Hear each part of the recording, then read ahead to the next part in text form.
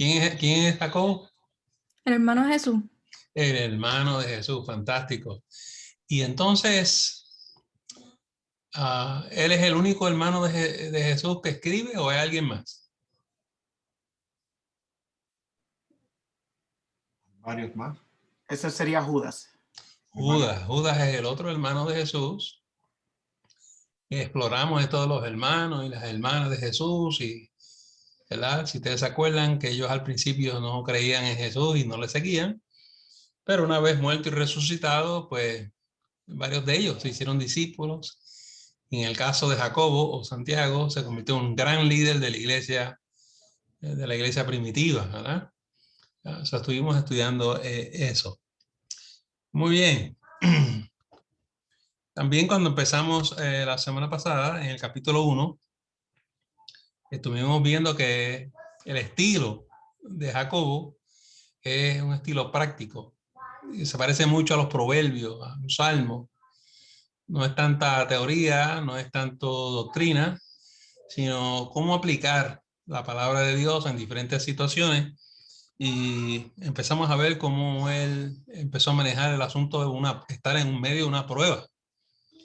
Y él decía que para no sacar ventaja de la prueba completamente, uno tenía que ir hasta el final, ¿verdad? Tener la obra completa, el versículo 4. Y entonces uno puede ver el resultado.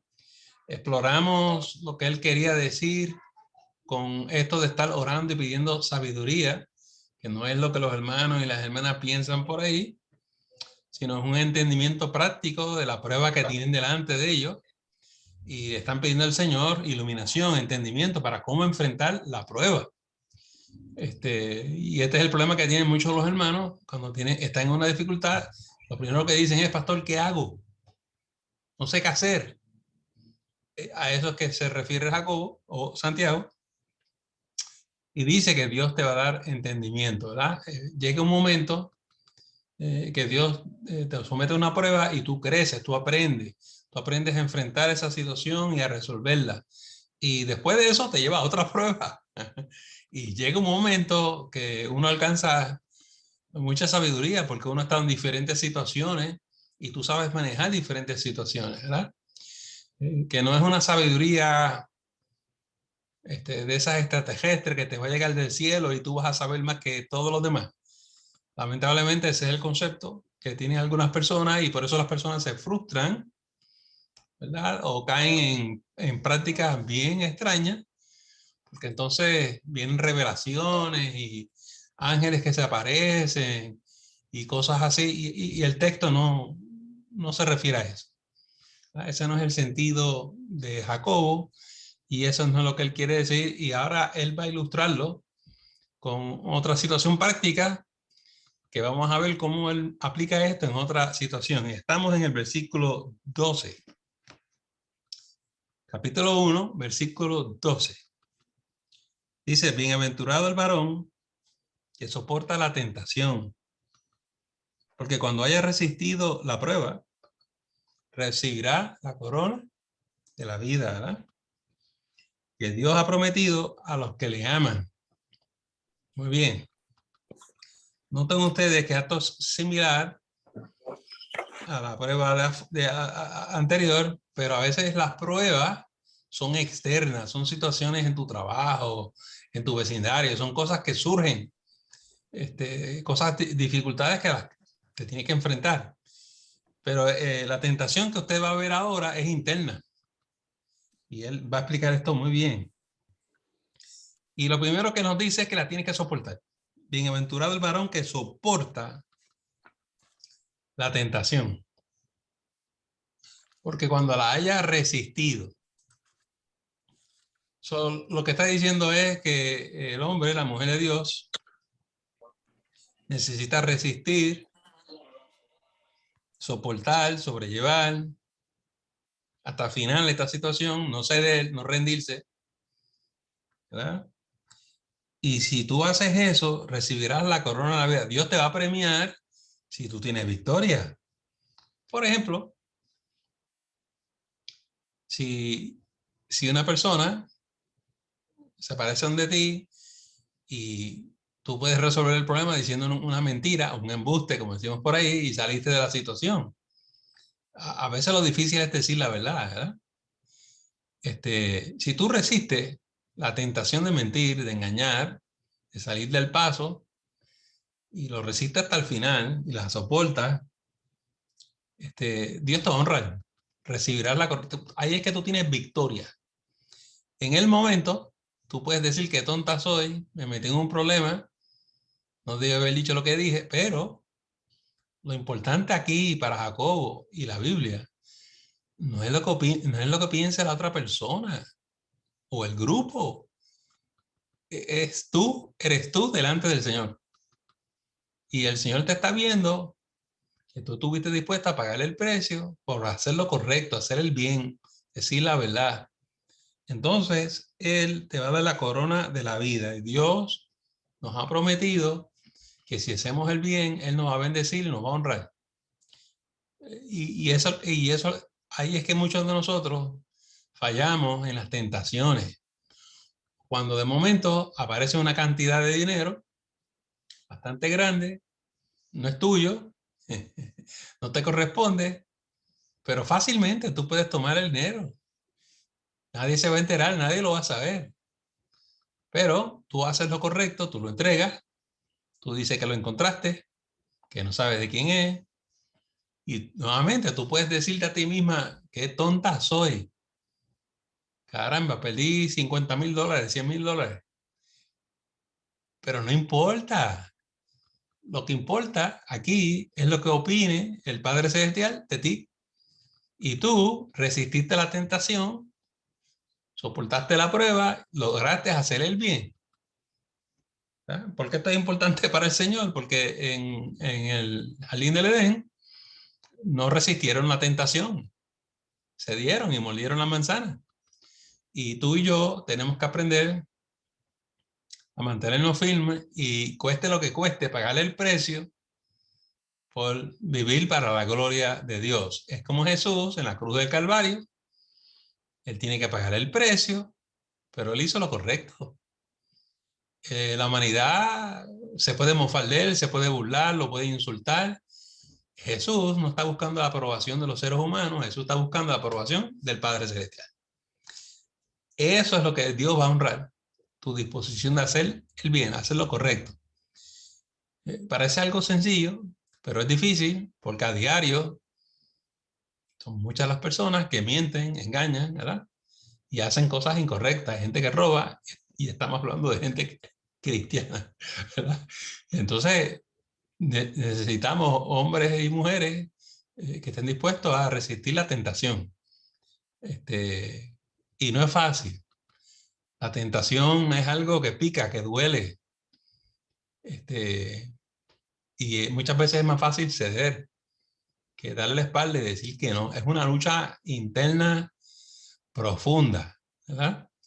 Y que solamente con el poder del Espíritu Santo, la ayuda del Señor, la gracia del Señor, lo vas a poder lograr. Pero ese sentido de victoria, ese sentido de libertad, que tú no caíste en pecado, que no caíste en la trampa del enemigo, es una sensación increíble, ¿verdad? Estamos aquí expandiendo estos versículos para que lo entendamos, porque estos textos los recitamos de memoria. Pero Jacobo quiere que usted y yo veamos el lado práctico de estos versículos.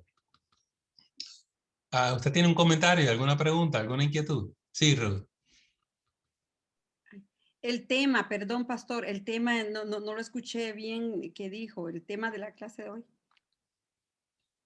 No hay ningún tema porque él va a ir pasando a diferentes temas. Según estudiemos los diferentes versículos, esto es como los proverbios y los salmos, ellos cambian de un tema a otro, ¿verdad? A veces de un versículo al próximo.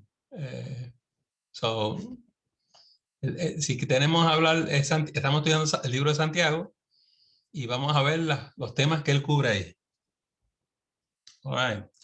Versículo 13. Cuando alguno es tentado, no diga que es tentado de parte de Dios, porque Dios no puede ser tentado por el mal, ni él tienta a nadie. No. francamente, yo quiero hacer una pregunta porque, digo, yo no lo sé, ¿verdad? Él está diciendo aquí, cuando alguien es tentado, no diga que es tentado de parte de Dios. Pero yo nunca he escuchado a un cristiano decir, Dios me está tentando. ¿Usted ha escuchado eso de alguien? Yo no. ¿Qué usted cree que Jacobo quiere decir aquí? Oye, Dios me está tentando. A lo mejor lo que él quiere decirle es como Abraham, que le probó su fe, ¿verdad? Coge tu hijo, llévalo allí y sacrifícalo. No es una tentación, pero es una prueba. Probar su fe. A lo mejor a eso es lo que se quiere referir. ¿Qué ustedes creen? Pastor, yo sí he escuchado, por ejemplo, personas que dicen, es que Dios me envió esta prueba. Es que Dios me está haciendo pasar por estas pruebas. O sea, a veces como que la interpretación que le podemos dar, pues puede tener diferentes connotaciones, la forma en que lo expresamos. Hay personas que piensan que es Dios quien nos metió en un problema y quizás eso mismo podría, pues, pensar uno que piensan que Dios los metió a esa tentación y no es así. Sí, esa es una buena explicación, pero a veces los seres humanos le echamos la culpa a Dios por las cosas que están pasando y no es Dios, ¿verdad? Pero es la manera que lo interpretamos. Ok, muy bueno. Pastor, Sí, yo creo que también es cuando leemos el libro de Job, como vemos que, ¿verdad? Que el Señor le permitió a Satanás que tocara a Job, pues también yo creo que los confundimos, ¿no? Como dice aquí, que dice Ruth, él no los tienda, o sea, cuando uno dice no, esto es una prueba que el Señor me mandó.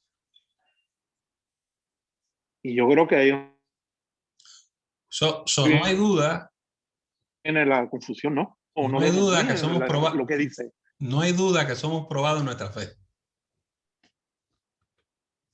Nuestra fe es probada por el fuego todos los días, ¿eh? Pero eso no es igual que ser tentado. Y aquí al final del versículo 13 dice, ni él tienta a nadie. Hay que tener una separación de la tentación y la prueba. ¿Ya? Vamos a ver el versículo 14, a ver el contexto de esto. Sino que cada uno es tentado cuando de su propia concupiscencia es atraído y seducido. La tentación aquí es algo interno, no tiene que ver con algo externo, no tiene que ver con Dios, está en ti. Tus debilidades, tus flaquezas, tus intereses, las cosas que te gustan, lo que te llama la atención, son cosas tuyas. Eso te atrae, eso es lo que te puede provocar una tentación, ¿verdad? Si una persona quiere la fama, de momento, pues puede ceder a esa tentación o se puede Pastor, lanzar. una pregunta. Sí, Eso se refiere cuando, o sea, habló del cristiano, cuando un cristiano entonces hace su cosa, o sea, le está pagando, no es que necesariamente es espiritual ni nada, tú estás pagando tu consecuencia porque lo hiciste mal, sí, ¿verdad? O sea, que nosotros los cristianos, pues, lo echamos, le echamos el ataque o la culpa de Satanás, o el diablo me está atacando, o Cristo me está permitiendo hacer esto, ¿no? Mayormente es cuando nosotros cristianos cometemos algo mal, la concupiscencia nos va a atacar, ¿no? ya. Ok. Ya, es tu carne, ¿verdad? Son cosas que están dentro de ti que tú desconoces, pero eres tú y soy yo. Y no hay que echarle la culpa ni a Dios ni al diablo. Pero somos expertos en echarle la culpa a cualquiera, ¿verdad? Y a veces le echamos la culpa al diablo y El diablo no tiene nada que ver con eso. Y dice él, en el 14, cada uno es tentado cuando cuando de su propia concupiscencia es atraído y seducido. Esto es algo que está dentro de ti, hay un deseo de ti, hay un interés dentro de ti que te empieza a seducir y a atraer. Y ahora la cosa es si tú quieres ceder a la tentación que hay en ti, a lo que te gusta. Y este es el problema. La única manera que usted va a vencer esta tentación, la tentación, es negarse a usted mismo. Es que la carne sufra. Es que tú digas que no. Yo recuerdo cuando yo era un cristiano joven en nuestra iglesia, la costumbre era siempre decir, sufre carne, sufre. Porque uno tenía que coger la carne, ¿verdad? Y negarla, decirle no, no te vas a imponer, ¿verdad? Uno trataba de vivir en obediencia a Dios y no respondía a los gustos o a los caprichos de uno mismo. Y nosotros pasábamos mucho tiempo con esto. Hoy en día en las iglesias cristianas se habla poco de esto, se predica poco de esto, se enseña poco de esto. Y las personas, ¿por qué? Porque hoy en día la gente dice que tiene derecho a esto, derecho a aquello. Eso es lo que yo quiero. Cuando tú tienes derecho a algo, es difícil decirte, niégate a ti mismo. ¿Por qué te vas a negar si yo tengo derecho a eso? Es bien difícil, ¿verdad? El evangelio viejo nos llevaba a negarnos a nosotros mismos y a veces negarnos a las cosas que realmente nosotros queríamos. Pero precisamente porque queríamos algo, era la razón por la cual nos íbamos a negar. Porque queríamos algo, ¿verdad? Y lo importante para nosotros es no obtener algo porque yo lo quiero, sino que yo voy a recibir algo de parte de Dios. Si Dios me da algo, yo lo recibo, yo no tengo problema, porque no lo logré yo. Fue algo que Dios me concedió, fue algo que Dios me otorgó, fue un regalo de parte de Dios. ¿Right? Miren ahora lo que dice el 15. Entonces la concupiscencia, o sea, una vez eso empieza a tentarte a ti, a seducirte. Dice 15, entonces la concupiscencia, después que ha concebido, da a luz el pecado. Y el pecado siendo consumado da luz a la muerte. Esto es un proceso y lo está comparando con un embarazo, ¿verdad? Este deseo, este deseo dice, después que ha concebido, da a luz el pecado. Siendo consumado, da a luz a la muerte. En otras palabras, ¿qué de malo tiene el deseo? Yo lo que quiero es esto. ¿Qué de malo tiene eso, pastor? El único problema es que dice la Biblia que hay camino que le parece recto al hombre, pero su fin es camino ¿de qué? De muerte. Porque la paga del pecado es la muerte. Y yo veo a cada rato a los jóvenes en la iglesia que quieren hacer las cosas a su manera, porque ellos tienen derecho de esto, esto es lo que yo quiero, nadie me puede decir que no a mí, porque yo no puedo tener eso. Entonces, no escuchan el consejo, ni de los padres, ni del pastor, ni de los líderes en la iglesia, ¿verdad? Ellos van y lo hacen. Y se meten en unos problemas bien grandes. Entonces ellos no entienden por qué Dios no los ama, ¿verdad? Pero es este problema, no, uno no puede ser presumido, uno no puede ser arrogante. Y hoy en día es difícil decirle a un joven, estás actuando con presunción. Porque para ellos eso es una ofensa. Y papá y mamá, yo los veo muchas veces defendiendo a estos jóvenes, ¿verdad? Ese es el problema que tenemos en las escuelas. Los estudiantes, los jóvenes tienen derecho a hacer lo que ellos quieran.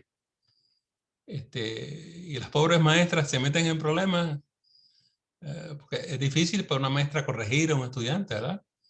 Los papás pueden traer quejas contra ellos y maestros pueden ser despedidos y ese tipo de cosas. Vivimos en una época muy compleja.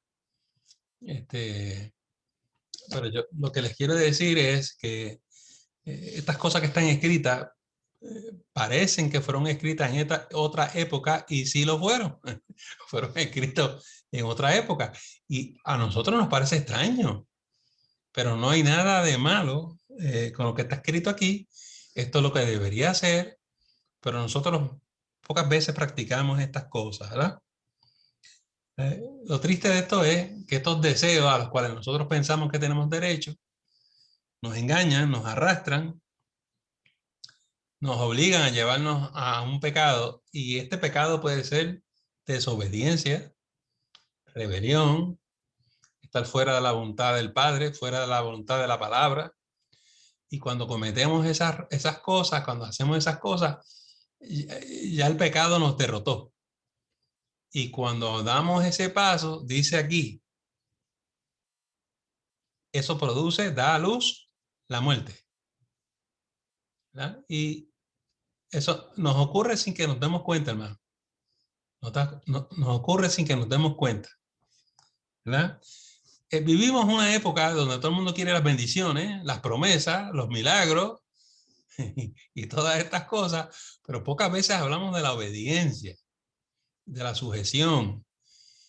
La gente se ofende, no quieren oír no quieren oír de estos temas, pero el autor, Santiago, Jacobo, nos lleva a reflexionar en estas cosas, porque Jesús nunca hizo lo que él quería. Él no vino a hacer lo que él quería, él vino a hacer la voluntad del Padre. Él vino a negarse a sí mismo y nos presentó ese ejemplo y nos dio ese testimonio y nos pidió que lo imitáramos. Y lo único que estoy diciendo es que se está haciendo difícil a esta generación seguir las pisadas de Jesús. Se nos está haciendo difícil. Miren lo que dice el 16. Amados, hermanos míos, no erréis. Toda buena dádiva y todo don perfecto desciende de lo alto, del Padre de las luces, en el cual no hay mudanza ni sombra de variación.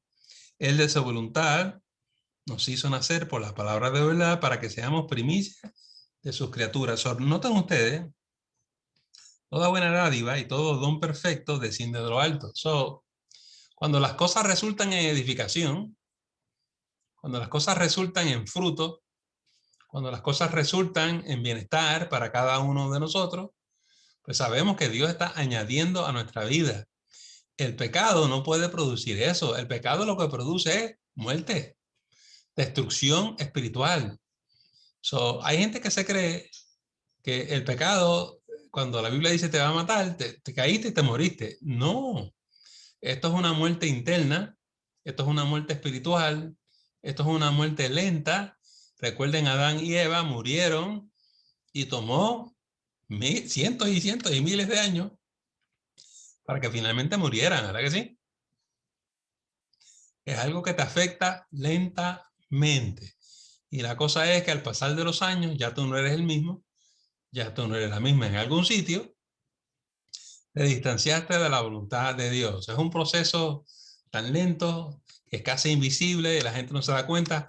El autor nos está tratando de exhortar a recapacitar en nuestros caminos, ¿verdad? Comentarios, preguntas, inquietudes. All right. Okay. Versículo 19. Esta porción es interesante. Por esto, mis amados hermanos, todo hombre sea pronto para oír, tardo para hablar, tardo para airarse.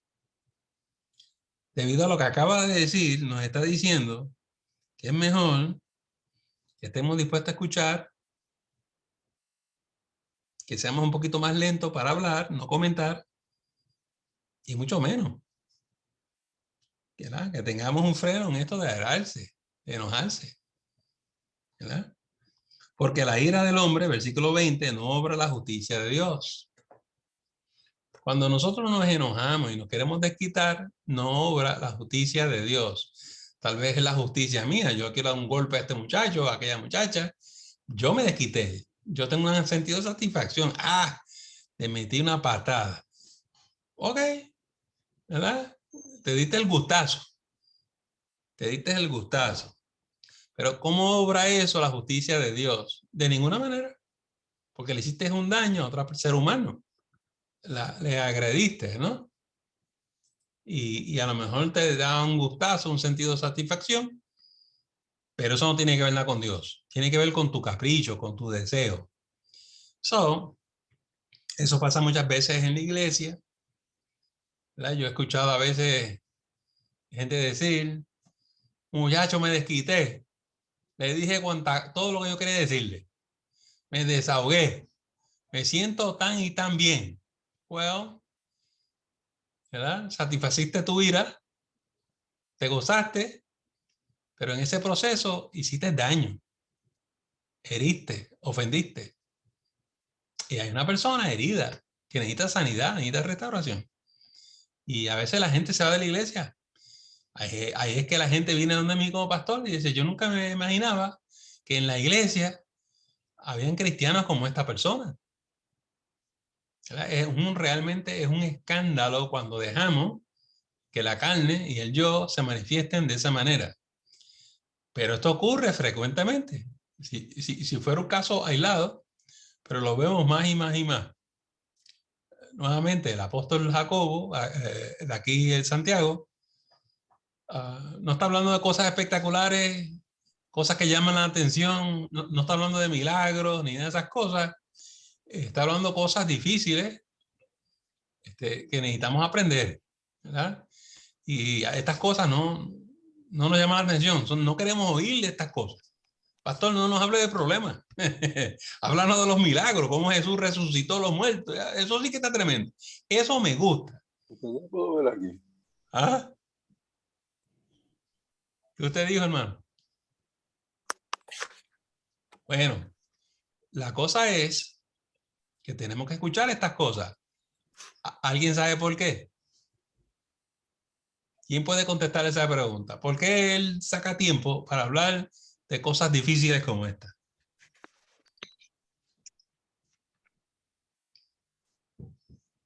Pastor, porque esas cosas son las que nos acercan más al Señor. Yes, gracias. Podemos buscar milagros y bendiciones todos los días, pero eso no nos da crecimiento. Eso no nos edifica en el sentido de crecer espiritualmente, ¿verdad? Los panes y los peces son fantásticos, pero este es el trabajo duro de tú tener que enfrentar las áreas difíciles de tu vida, de tú decir, tengo que entregarle esto al Señor. Y ahí es que nadie quiere llegar.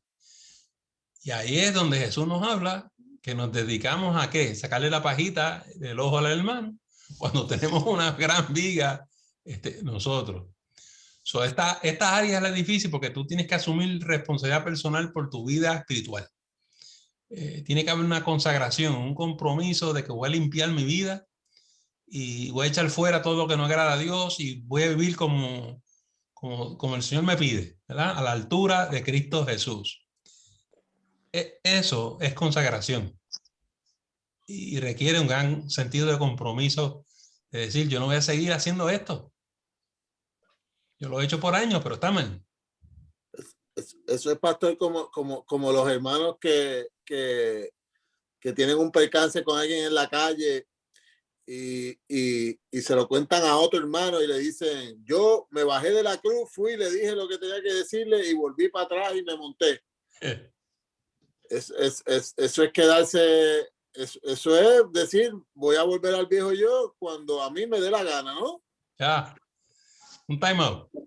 Me bajo de la cruz, hago lo que tengo que hacer y regreso ya mismo. Oh my gosh, sí, así es mismo, ¿verdad? Cogemos unas cortas vacaciones del espíritu para irnos a la carne, irnos a la chuleta y hacer 2 o 3 cosas. En las iglesias antes había un gran sentido de consagración, ¿verdad? Hasta con la vestimenta, la forma de vestir. Hoy en día a la gente no le importa, hermano. Y se ofende. Si usted le dice algo, se ofenden. Y se van a otra iglesia. Porque a ellos nadie le puede decir nada. Eso es lo que ellos quieren hacer. Es una situación compleja. La actitud antes era sencillamente decir, Ok, pastor, gracias. No hay problema, yo manejo eso.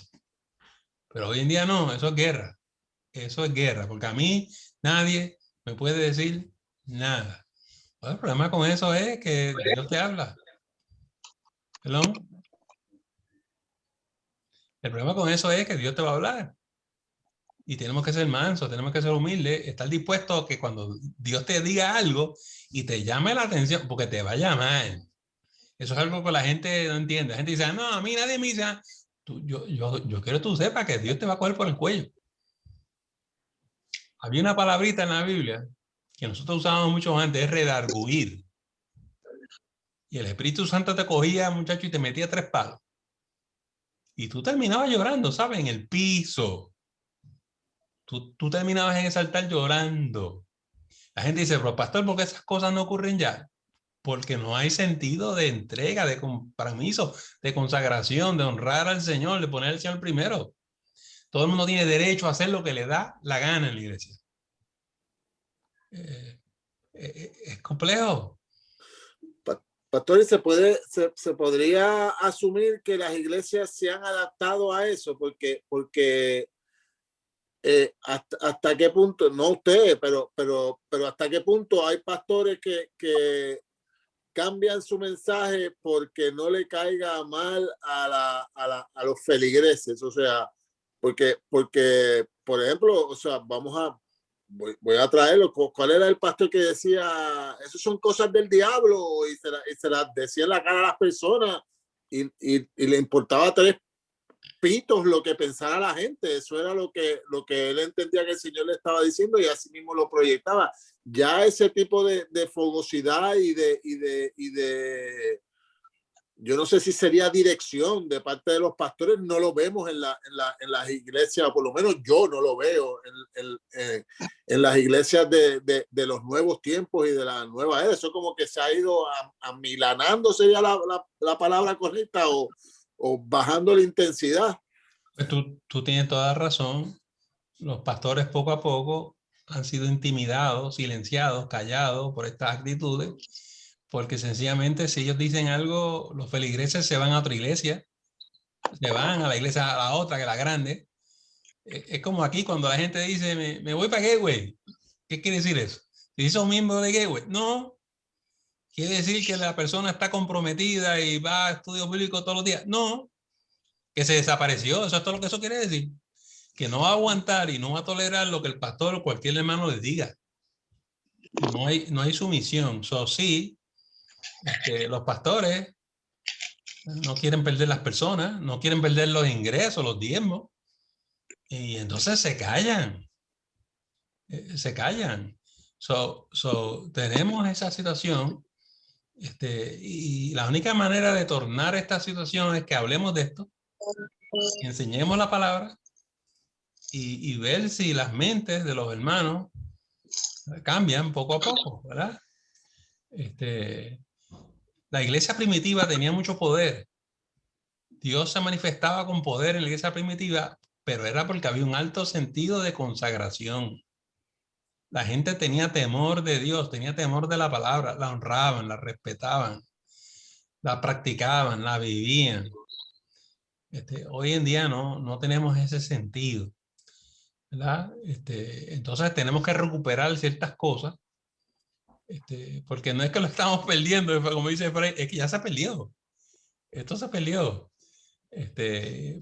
Pero nosotros tenemos la responsabilidad de enfrentar esto, hablar esto, ¿verdad? Y vamos a confiar que los hermanos poco a poco entren en onda. No, cuando yo hablo de estas cosas, yo no quiero que nadie salga corriendo y diga, el pastor se puso rajatabla y Dios mío, ahora va a estar dándonos leña con la vestimenta y los peinados. Pues yo nunca he sido así. Pero yo pienso que aunque yo no sea un rajatabla así, yo hablo la palabra, yo predico la palabra y lo que yo quiero ver es que la gente se consagre, ¿verdad? Con todo respeto y con todo permiso, las hermanas, ¿verdad? Sí, yo creo que hay gente que se pone ropa muy pegada. Con permiso a los jóvenes, yo sí creo que hay cosas que los jóvenes están pasando por alto. So, hay cosas que yo creo que podemos corregir en cada una de nuestras vidas y mejorar y crecer para el Señor. Necesitamos un sentido de consagración, de desear ese tipo de cosas, ¿verdad? Y si no tenemos hambre de eso, no vamos a ver las bendiciones del Señor. Eso es bien sencillo.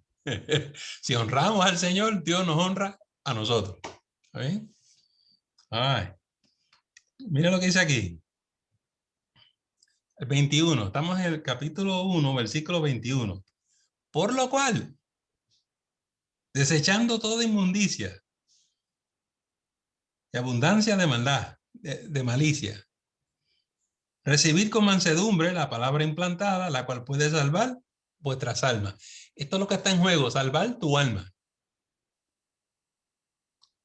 No quedarnos contaminados con estas cosas que no agradan a Dios, sino desechar todo aquello que no agrada a Dios.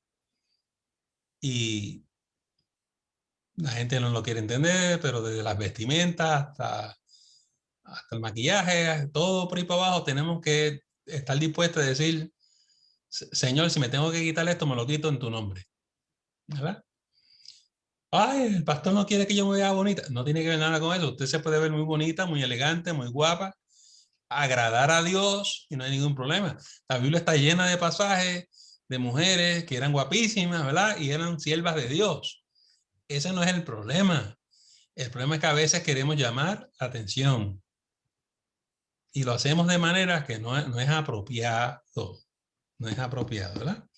Los hombres tienen sus faltas también, ¿verdad? A veces los hombres hablan demasiado, hablan muy alto, a veces le da esto de la ira, a veces comentan contra su hermano y eso es muy desagradable. A mí es un testimonio muy feo. So, así como las damas tienen que corregir ciertas cosas, los caballeros también, ¿verdad? Me imagino que a 2 o 3 hermanos me estarán llamando después del estudio bíblico. Tranquilo, paz a vosotros, ¿verdad? Estoy hablando en términos generales y esto quiere decir todos nosotros, ¿verdad? Pero la cosa es salvar tu alma, que tu alma no se quede infectada, contaminada con estas cosas, que hay que quitar lo que hay que quitar y hacerlo en el nombre del Señor, desechar toda esa cosa. Ese es el llamado que Jacobo nos está haciendo. 22, mire lo que dice el 22. Dice, pero sed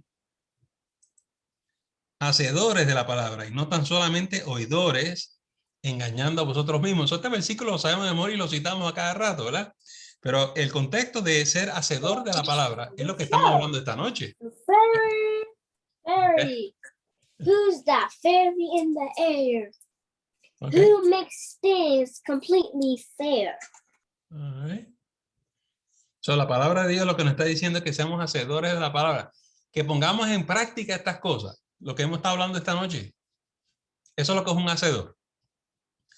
Y no solamente oidores, en otras palabras, usted puede venir a todos los cultos, qué lindo estuvo el sermón, qué lindo estuvo la música, los hermanos estuvieron fantásticos, pero si tú no pones esto en obra, tú no estás salvando tu alma, tú no estás rescatando tu alma. Te quedaste como estaba. Y el Señor no tiene ninguna intención, no le agrada que te quedes como estabas. Dios está esperando el cambio, la restauración, la santificación de cada uno de nosotros. Que adelantemos algo en el camino, ¿verdad? So, la aplicación de la palabra, ser un hacedor implica vivir la palabra. Vivir la palabra, ¿verdad? Y yo estoy seguro que todos ustedes entienden eso, pero quiero aclararlo porque hay personas que citan este versículo y se creen que es memorizarse 5 versículos y citarlos por ahí por abajo. Y no tiene que ver nada con eso, ¿verdad? Mira el 23. Porque si alguno es oidor de la palabra, pero no hacedor de ella, este es semejante al hombre que considera en un espejo su rostro natural. Porque él, 24, se considera a sí mismo y se va y luego olvida como era, 25. Mas el que mira atentamente la perfecta ley de la libertad y persevera en ella, no siendo oidor olvidadizo, sino hacedor de la obra, este será bienaventurado en lo que hace. Now, Anteriormente nos dijo, si tú soportas la prueba. Después nos dijo, si resiste la tentación. Si lo llevas hasta el final, Dios te honra, Dios te bendice. Y aquí nos está diciendo, si tú eres un hacedor de la palabra y tú no te detienes a mitad de camino, tú llevas esto al final. Una vez tú entiendes lo que Dios quiere hacer por ti, tú lo vas a hacer. Porque Dios te lo pidió. Tú lo estás haciendo en obediencia a Dios. Yo quiero que tú sepas que Dios va a hacer que tú seas una persona bienaventurada. Las cosas te van a salir bien. Dios te va a añadir. Muchas veces no vas a tener que pedirle nada porque Él te lo va a añadir, te lo va a dar. Es un sentimiento tremendo. Pero eso requiere que tú estés poniendo la palabra por obra. ¿Verdad? Eso cambia la manera en que nosotros vivimos el evangelio. Cuando tú ves la mano de Dios obrando en tu vida de día en día. Ay. Mira lo que dice el 26. Si alguno se cree religioso entre vosotros y no refrena su lengua, sino que engaña su corazón, la religión de tal es vana. Aquí estamos en el meollo. Él no quiere que la religión de nosotros sea una vana. Él quiere que tu religión y la mía, practicar la vida cristiana, sea algo práctico, que funcione, que nos dé resultado, que lo veamos.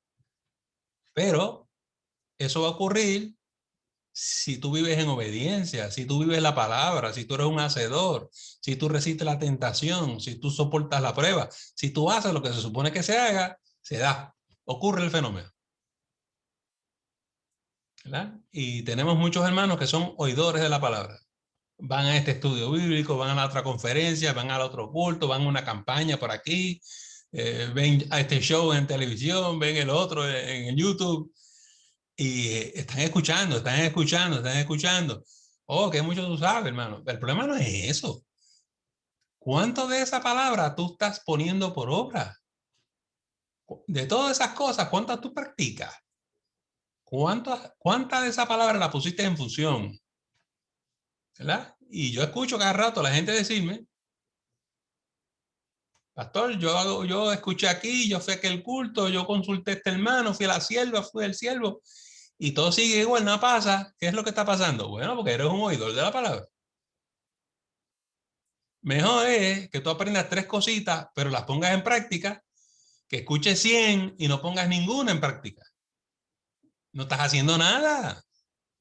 Perdóname la expresión, estás perdiendo tu tiempo. Y eso no es sabio. ¿Está bien? Una lección a la vez, la pones en práctica, vamos a lo otro. Vamos a escuchar esto, lo pongo en práctica y vamos a lo otro.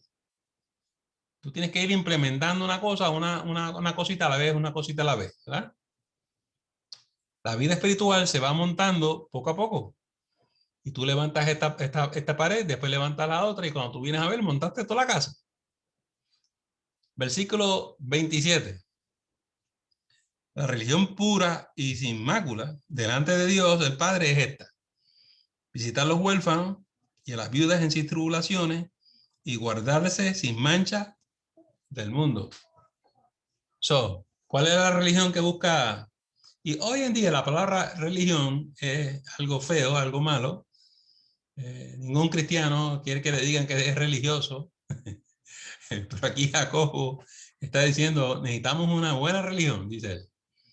Pero son dos sentidos completamente distintos, ¿verdad? Religión para nosotros hoy en día son doctrinas y tradiciones y cosas como esas. Y ninguno de nosotros queremos ser ese tipo de religioso. Porque ese tipo de persona no está viviendo la palabra, está repitiendo una tradición, una costumbre. Y es un hacedor, es un oidor.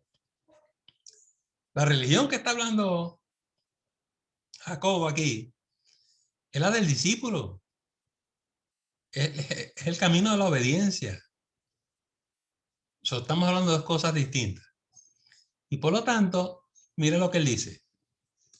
Él dice, la religión no es perder el tiempo.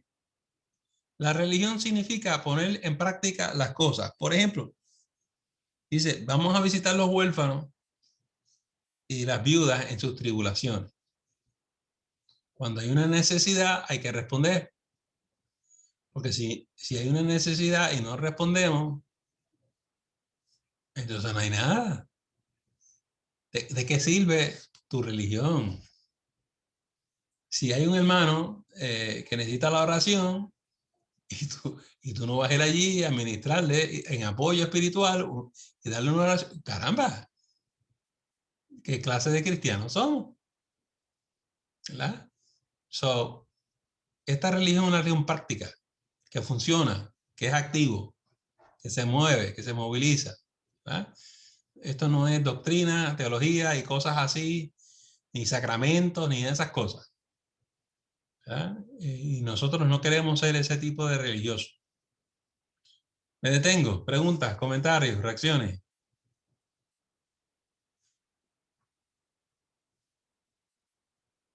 Ok. Pastor, buenas tardes, Janet. Sí, Janet. Yo lo veo leyendo todo esto, yo lo que veo definitivamente es que la gente no tiene temor del Señor. Porque cuando tú conoces al Señor, es como tu papá, o sea, tú no quieres, tú quieres que Él se agrade de ti, que tú quieres uno reconoce todo lo que Él ha hecho por nosotros, ¿no? Entonces tú quieres cumplir, tú quieres agradecerle todo el favor, toda la gracia, todas las bendiciones, ¿no? Entonces, otra cosa que veo, y es lo que está diciendo aquí, es que definitivamente al no tener el temor del Señor, no tenemos compromiso. Entonces la gente no quiere echar raíces, no quiere estar en un sitio, quiere sí, es decir, fui a la iglesia, participé del servicio o ¿verdad? De la misa, como que fuere, pero no quieren comprometerse, no quieren, entonces al no comprometerse, no estar en un sitio, en su iglesia local, no puede aprender. No Porque puede entonces no puede aprender porque entonces está aprendiendo un poquito de aquí, un poquito de allá y no tiene nada concreto. Y esto no es complicado, pero sí se necesita una guianza, se necesita estructura para ponerla en práctica, aprenderla y ponerla en práctica. Amén. Janet, varias cosas que mencionaste son excelentes todas. Empezaste diciendo que no hay temor de Dios. Mira, por ejemplo, cuando nosotros nos convertíamos, antes, por lo menos yo me sentí que Dios me perdonó todos mis pecados. Y yo estaba tan agradecido del ser perdonado, que yo tenía un alto sentido de la gracia, la misericordia, el amor de Dios. Dios me amó de esta manera. Y eso me llevó al temor de Dios, ¿verdad? Pues caramba, si él hizo esto por mí, que lo que yo hago por él es muy poco, ¿verdad? Pero le voy a dar lo mejor que yo tengo. Y como tú dices, hoy en día no hay compromiso. La gente va a la iglesia si quiere. Para empezar, que ellos no entienden por qué tienen que ir a la iglesia. Esa es una de las grandes preguntas que la gente sigue haciendo. ¿Y por qué tengo que ir a la iglesia? Yo escucho esa pregunta y para mí es una pregunta absurda, pero lo que ellos están diciendo es, ¿de verdad que tengo que ir? Yo decía, no está el temor de Dios. Ese sentido de tú querer honrar a Dios, de ponerlo primero, de que tú lo amas, de que tú estás dispuesto a dejarlo todo por el Señor. Esas cosas. Y me causa la impresión, Janet, siguiendo tu línea, a veces la gente va a la iglesia por conveniencia. Porque ahí están mis amistades, o me gusta la música, o qué sé yo, tú sabes. Pero no es por Cristo. Si yo escucho a la gente, por ejemplo, yo escucho a la gente decir, el Señor me trajo a esta iglesia. Bueno, si tú me dices a mí que el Espíritu Santo te habló, te guió, te dio, te confirmó y te trajo a esta iglesia, esta va a ser tu iglesia. De aquí no te saca a nadie, te saca el Señor. Y al rato escucho a la persona decir, no, ya mi tiempo aquí se acabó. Pero tú no acabas de decir que el Señor te trajo. Tú no acabas de decir que Dios te dijo que vinieras a este sitio. Y esas cosas a mí antes me confundían, pero me he dado cuenta que cuando ellos dicen esas cosas no lo dicen en serio. ¿verdad? Lo dicen para impresionar y la gente, ¡ay, qué gloria a Dios! Pero uno no se puede dejar llevar por esas expresiones. Sí, Janet, tú tienes razón. Hay falta de temor de Dios, hay falta de compromiso. Y realmente eso es un reto para mí como pastor bien grande, porque lo veo más y más y más, y yo me preocupo por la próxima generación, porque la pregunta es, ¿por qué la gente viene a la iglesia? Si ellos no aman a Dios y no quieren servir a Dios, ¿por qué van a venir a la iglesia? En la Biblia hay una frase muy interesante, y es estar en Cristo, estar en Él. Y usted tiene que pertenecer al cuerpo de Cristo. Y Jesús nos dijo que hay que pertenecer porque separados de Él nada podemos hacer. Y hoy en día la gente lo que pregunta es, ¿y por qué? Porque lo dijo el Señor. Porque el Señor espera eso de nosotros, por eso. Pero yo vengo de otra generación. Yo lo que estoy diciendo es que veo estos cambios en la cultura y francamente la gente en la iglesia se está comportando como la gente en la cultura. Pero entonces nos estamos perdiendo, pastor, porque a lo mejor nos creemos merecedores de la misericordia de Cristo porque hacemos A, B, C y D. Porque lo que estoy leyendo detrás de las palabras es que antes las personas le servían al Señor o las personas de la vieja guardia, como mi abuelita, personas que se han criado en un evangelio que se predicaba a lo mejor hasta más puro, más cortante, más directo de lo que se predica hoy. Esas personas entendían y reconocían que no eran merecer, o sea, no importa lo que nosotros hagamos en esta tierra, nosotros no nos merecemos la oportunidad que el Señor nos dio de volver a ganarnos su reino y de perdonarnos, porque constantemente lo que hacemos es lo contrario, que es todo lo que está hablando Santiago en el primer capítulo nada más, faltan 4 más. Yes. So, Efraín, la contestación a tu pregunta es sí, tú tienes toda la razón, pero nadie te lo va a admitir. Nadie te lo va a reconocer. No, porque no, o sea, a lo mejor yo soy partícipe de eso, porque es que automáticamente nosotros, o sea, es como que no lo creemos y al creerlo, eso no nos da la capacidad de verlo, o sea, no lo vemos, o sea, o no lo ven, o sea, no lo ven, pero las consecuencias sí se ven, o sea, porque como se vivía antes y como se vive ahora y como se predicaba la palabra antes y como es lo que dice Jan, el temor de Dios. Hoy en día usted le dice, yo tengo temor a Dios o le preguntas a una persona, ¿tú tienes temor a Dios? Y ellos te quieren definir la palabra temor. Sí. Temor es esto, no es esto, no es tenerle miedo. Pues mira, dentro de cierto punto, en mi definición, sí es tenerle miedo a las consecuencias que pueden pasar si tú no vives una vida en Cristo. Por eso es que la Biblia dice que Dios es amor, pero es fuego consumidor. Es mejor que le tengas miedo. Tú sabes, hay consecuencias. Mira, yo creo que un buen ejemplo de lo que tú me estás diciendo, que le puedo poner a los hermanos, ilustrárselo.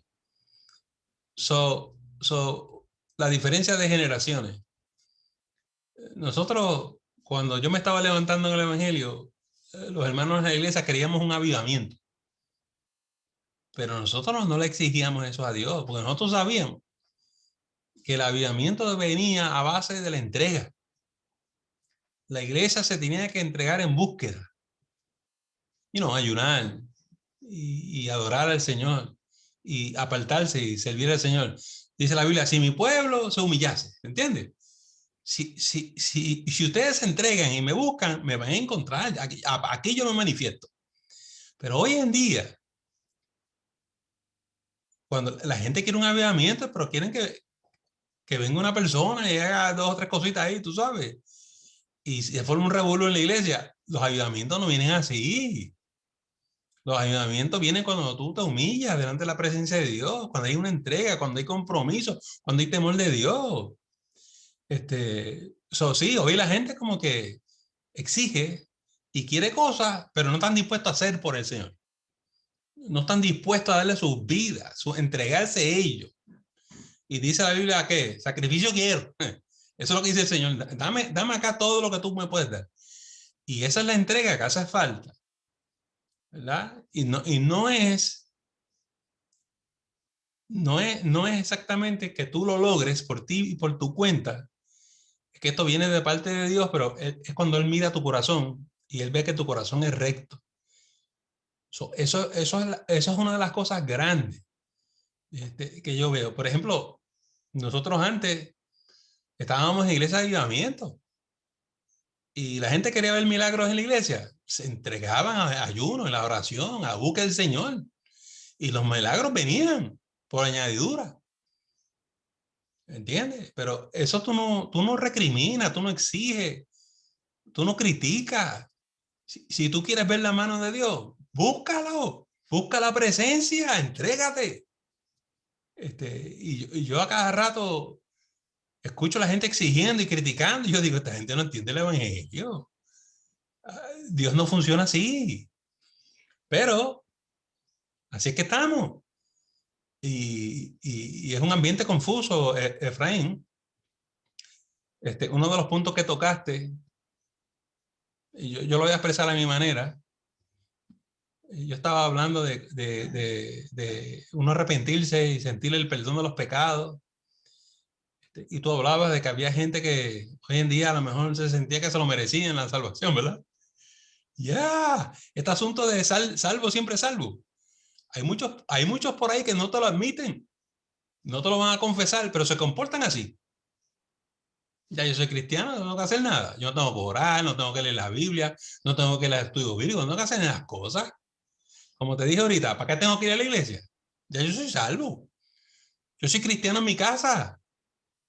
Yo no tengo que hacer nada. Ya Cristo murió por mí. Oye, mi hermano. Dice la Biblia, la fe sin obra está muerta. Está muerta. Esa persona no ha entendido el evangelio. Hay que tomar la cruz diariamente y seguir en pos de él. Hay mucho trabajo que hacer.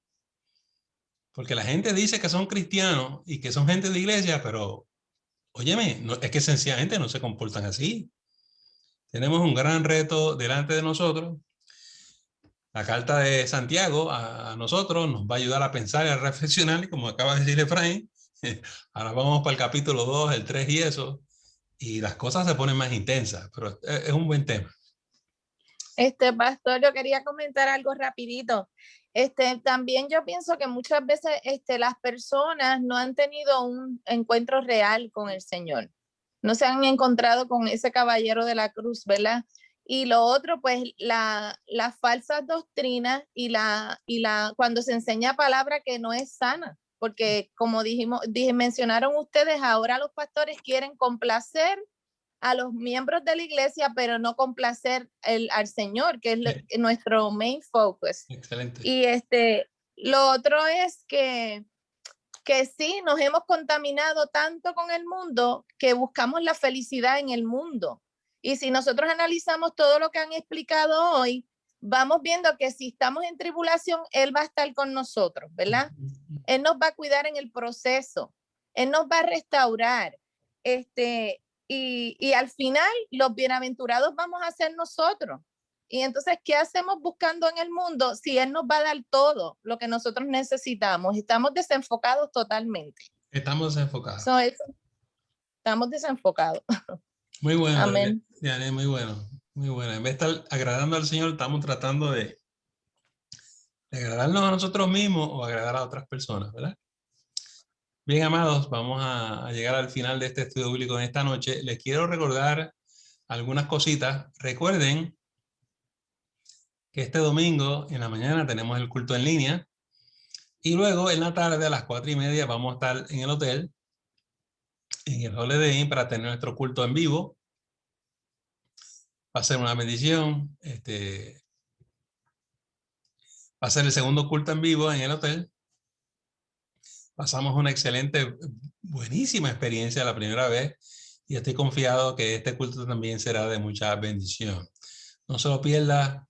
riegue la voz, invita a otras personas. Cualquier pregunta que usted tenga, me avisa. Y damos gracias al Señor por la puerta que Dios ha abierto a nuestra iglesia. Lo otro que quiero mencionar es lo siguiente, es cuanto a los caballeros. Teníamos una reunión de caballeros pautada para mañana miércoles en la noche. Yo sencillamente no lo puedo hacer porque el jueves tengo un procedimiento que tengo que hacer y la preparación para ese procedimiento comienza mañana miércoles. Y entonces no voy a estar en condiciones, hermano, de poder reunirme con ustedes. Así que dejen saber los demás caballeros que estamos pendientes a esta reunión, pero mañana sencillamente no voy a poder estar con ustedes. No sé si algún hermano, alguna hermana tenga otro anuncio que quiera compartir en esta noche. Bien, bien. Pues paz a vosotros. Paz a vosotros y vamos a despedirnos en oración. Si algún hermano, alguna hermana nos lleva en oración y nos presenta al Señor.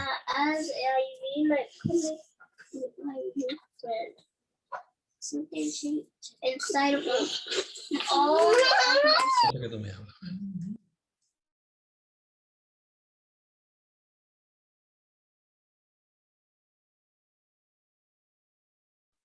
Bueno, voy, pastor. Gracias, Víctor.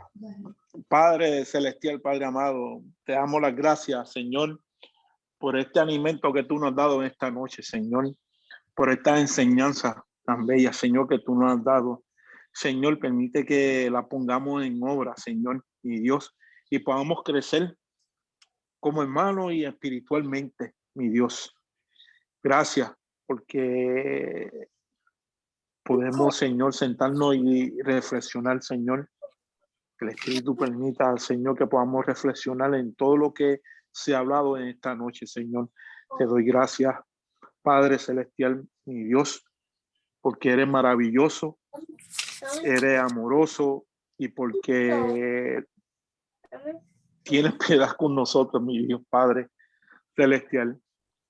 Padre, perdona si hemos cometido algún, ¿verdad?, error, si nos hemos apartado de ti, si hemos pensado mal, si hemos visto mal, si hemos hablado mal, Señor, mi Dios, te pedimos en el nombre de Jesucristo que tome todas estas cosas, Señor, y nuevamente lo tiran a lo más profundo del mal, Señor, y podamos crecer en tu palabra, en tu camino, Señor, mi Dios, gracias por este buffet que tú nos has dado en esta noche.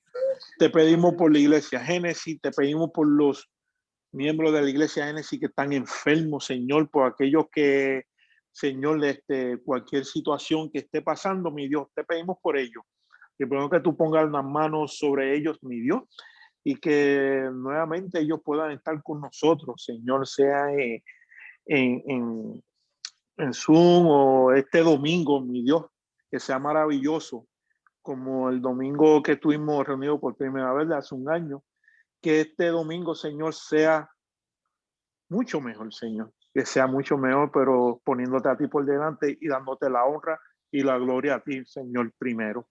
Gracias, porque los vamos a gozar este domingo, Señor, de vernos nuevamente, mi Dios. Gracias te damos, Señor. Gracias, te pido por todos los que han estado oyendo este estudio, Señor, mi Dios. Cuídalos, protégelos, Señor. Sé tú con ellos, Padre Celestial, Padre amado. Y aquellos que lo verán, Señor, por YouTube, Padre, te pedimos que sea de alimento y de agrado para ellos, mi Dios.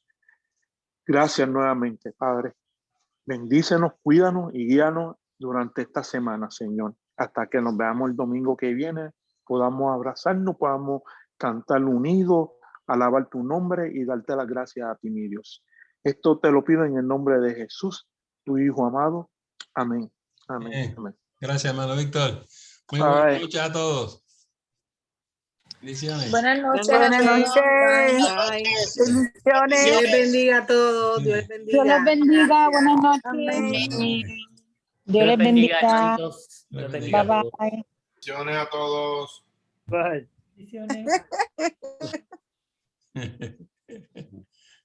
Vito está ahí también. Vito. Buenas noches. Bueno.